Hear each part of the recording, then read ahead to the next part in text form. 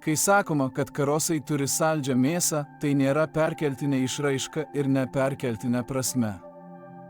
Jis iš tikrųjų yra saldus, o jo skonis skiriasi priklausomai nuo to, kur karosas buvo sugautas, kokiomis sąlygomis gyveno ir kuo jis maitinosi. Upinių karosų skonis nėra toks skanus kaip ežerinių ar tvenkinių karosų, tačiau nuostabiausia burnoje tirpstanti ir tikrai pabrėžtinai saldi yra pelkėje sugauto karoso mėsa. Jis ten gyvena tingiai palaidotas giliame dumblo sluoksnyje, kuriame yra begalė apetitą žadinančio maisto. Įskaitant sultingus pelkės stiebus. Jį išgaudyti nepaprastai sunku, nes jis beveik niekada nebūna alkanas.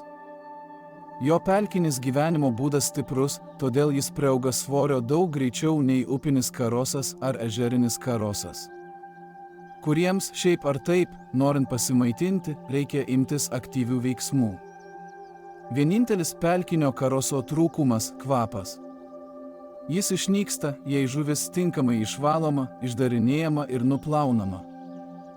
Taip pat rekomenduojama išpjauti žiaunas, kuriuose yra dumblo dalelių. Palyginti karosą iš pelkės su švarių telkinių ir upių, tino kvapo praktiškai nesijaučia. Na, kaip jau minėta, ir jų mėsa nėra tokia gastronomiškai daininga. Beje, apskritai visai karpinių šeimos, o karosai jiems priklauso, žuvims būdinga švelni saldi mėsa. Karšiai, karpiai, lynai ir visos šios skanios žuvys turi nemalonų dumblo kvapą ir dumblių. Jie gyvena ir maitinasi būtent ant dugno ir tarp vandens augmenijos. Sprendimas čia toks pat paprastas, kaip ir karosų atveju. Nuplaukite, išdarinėkite, išvalykite, išpjaukite žiaunas ir mėgaukitės saldžių skonių.